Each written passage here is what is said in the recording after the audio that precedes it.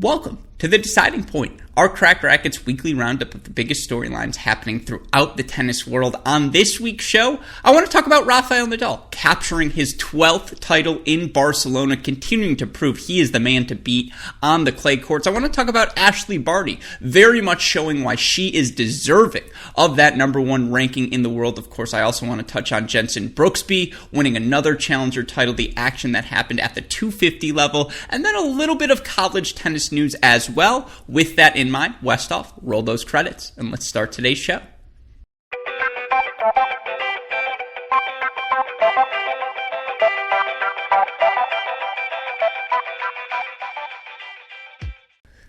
We've actually got the perfect topic for today's deciding point, as a decision has finally been made regarding the 2021 NCAA tennis tournament selection process. The announcement coming today as we learn the NCAA committee going to incorporate manual adjustments into this year's selection process. Excuse me, I'm just so excited by the news. It's not just going to be a direct running of the computer rankings and using those rankings to determine who makes the NCAA field. And of course, that's a topic we've explored at length on our Great Shot podcast, the computer rankings skewing in favor of those teams that had the opportunity to play a plethora of out-of-conference matches to maintain as normal of a schedule in this 2021 season as possible. Of course, the conference most adversely affected this year has been the Big Ten, which was not allowed to play out of conference matches, excluding the ITA kickoff weekend. So this news is a big decision for all of those Big Ten schools, all of those Big Ten individuals, as well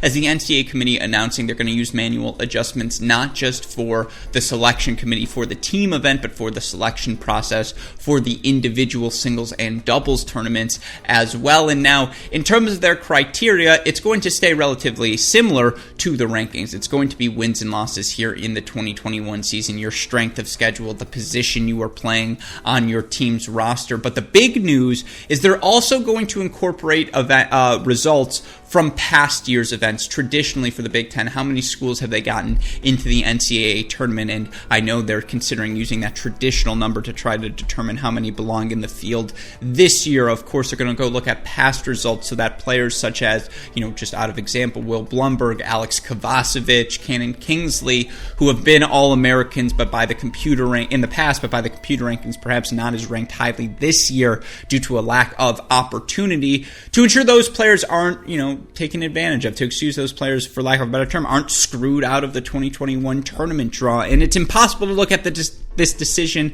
and think it's anything but a success. Especially, I've been someone who has been relatively critical of the lack of the decision process, the fact that there just really hadn't been a decision made so far. That was something that was immensely frustrating to us here at Cracked Racquets. But kudos to the ITA, kudos to the NCAA tournament. Perhaps it took them longer than we expected, but this was the right decision. You have to incorporate some sort of manual adjustments. I think you have to acknowledge that you have to broaden your context beyond just this season, particularly given how many of these teams we've seen compete against the best of the best in college tennis, not just here this year, but the composition of these rosters we've seen in the college tennis landscape for 2, 3, some cases 4 years. What Will Blumberg, 8-time All-American, presents as a player. Certainly we wouldn't want him not in the NCAA field.